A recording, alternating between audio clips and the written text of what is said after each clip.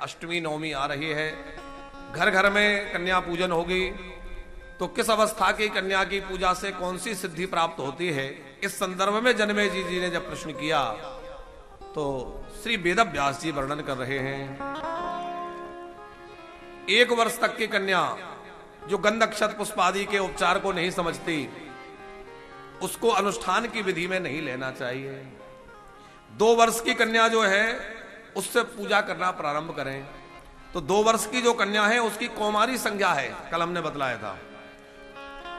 दुख और दारिद्र्य के नाश के लिए 2 वर्ष की कन्या का पूजन करें, कौमारी कन्या का पूजन करें। 3 वर्ष की अवस्था की जो कन्या है उसको त्रिमूर्ति की संज्ञा दी गई है, धर्म अर्थ और काम को प्रदान करने वाली है। यदि आप 3 वर्ष की कन्या का पूजन करते हैं तो धर्म अर्थ और काम की प्राप्ति, कामनाओं की पूर्ति उससे होती है। 4 वर्ष की जो कन्या है वह कल्याणी रूप में कही गई है और उसकी पूजा से विद्या और विजय प्राप्त होती है। आपका कोई मुकदमा चल रहा है, किसी शत्रु से आप परेशान हैं, तो 4 वर्ष की कल्याणी कन्या का पूजन करें, 4 वर्ष की कन्या का पूजन करें, उससे आपको विजय प्राप्त होगी और विद्यार्थी वर्ग जो पूजा करे उसको विद्या प्राप्त होगी।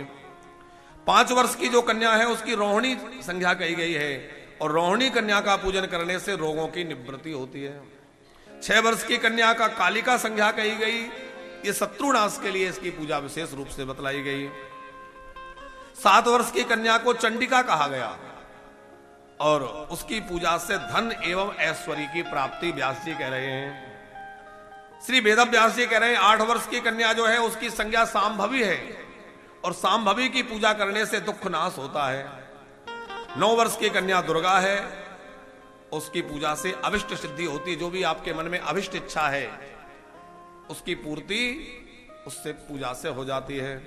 और 10 वर्ष की जो कन्या है उसकी संज्ञा है सुभद्रा, वो मनोरथों को पूर्ण करने वाली है। इस प्रकार 2 वर्ष से लेकर 10 वर्ष तक की कन्या के पूजा का विधान वेदव्यास जी कह रहे हैं। उसके बाद कन्याओं का पूजन करने के बाद मंत्र कौन सा पढ़े, तो श्री व्यास जी कह रहे हैं भगवती के बीज मंत्र से, देवी जी का बीज मंत्र हमने कल बतलाया था, ऐम ह्रीम क्लीम, ये तीनों महादेवियों का बाघ बीज काम बीज आदि जो कहा गया है बीज मंत्र, इनसे कौमारी कन्या का पूजन करें, सभी कन्याओं का पूजन करें, अथवा श्री सूक्त के द्वारा कन्याओं का पूजन करें, अथवा वैदिक मंत्र अंबे अंबे अंबालिके आदि मंत्रों से कन्याओं का पूजन करें और हाथ जोड़ के कन्याओं से प्रार्थना करें, दुर्गा त्र्यार्ति भद्रम सदा दुर्गार्ति नाशनी दुर्गेया सर्वदेवानां ताम दुर्गा पूज्याम्यहम्। हे भगवती दुर्गा स्वरूपा कन्या देवी, हम तुम्हारी पूजा भगवती के रूप में कर रहे हैं, आप हमारी दुर्गति का नाश करें, हमारे गंध अक्षत पुष्पादि उपचारों को ग्रहण करें और खूब सुंदर मिष्ठान पकवान खिलाकर उनको प्रसन्न करें और उसके बाद सम्मानित करके विदा करें। और ध्यान रहे कि हम लोग कन्याओं का पूजन करते हैं देवी के रूप में, तो ऐसा ना हो कि 9 दिनों में तो 9 देवी के रूप में पूजा करें और बाद में कन्याओं के साथ दुर्व्यवहार हो रहा है, उनके साथ व्यभिचार हो रहा है। यह इस देश के लिए कलंक की बात है। जो धर्म प्राण राष्ट्र है उसमें देवियों के रूप में जो कन्याएं पूजी जाती हैं उनके साथ अनाचार हो, उनके साथ अन्याय हो, ये बहुत दुखद बात है। तो भैया केवल 9 दिनों में कन्या की पूजा ना करें, बल्कि प्रतिदिन कन्याओं का बंधन करें, उनका आदर करें, उनका सत्कार करें, उनको देवी रूप माने, क्योंकि साक्षात भगवती का रूप ही देवियां हैं। मातृ शक्ति साक्षात भगवती का स्वरूप है। और दूसरा निवेदन यह है कि कन्या पूजन के लिए कहां से लाओगे, यदि कन्या को कोख में मार डालोगे। पता चल जाए कि कोख में बेटी है, लोग वहीं उसको समाप्त कर देना चाहते हैं। और भैया जब कन्या को कोख में मारोगे तो फिर चाहे जितनी कन्या पूजा कर लेना, पर देवी प्रसन्न होने वाली नहीं है। बहू हर किसी को चाहिए पर बेटी नहीं चाहते। देवी की पूजा तो करेंगे पर घर में बेटी नहीं चाहिए। अरे भैया वो मां तभी प्रसन्न होगी और जब आप घर में देवियों का, कन्याओं का सत्कार करेंगे, बेटियों का सम्मान करेंगे, बेटियों को शिक्षित बनाएंगे।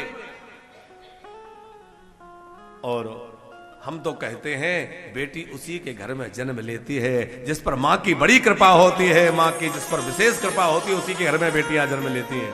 हर किसी के घर में बेटियां जन्म नहीं लेती हैं। यदि बेटा भाग्य से मिलता है तो बेटी सौभाग्य से मिलती है। साहब, बेटी तो साक्षात भगवती का स्वरूप है। कल हमने निवेदन किया था कि नवरात्र में मां की पूजा तो करें, भगवती जगदम्बा की पूजा तो करें, पर अपनी मां की पूजा भी करें। ऐसा ना हो कि आपकी मां घर में आंसू बहा रही है और आप जगराता कर रहे हैं, भंडारा कर रहे हैं, वैष्णो देवी जा रहे हैं, तो मां की उपासना तो आप कर रहे हैं, लेकिन अपनी जन्मदात्री मां की उपेक्षा कर रहे हैं। वो बेचारी घर में पड़ी है, इलाज और दवाओं के लिए तरस रही है, बेटे से मिलने बात करने तरस रही है।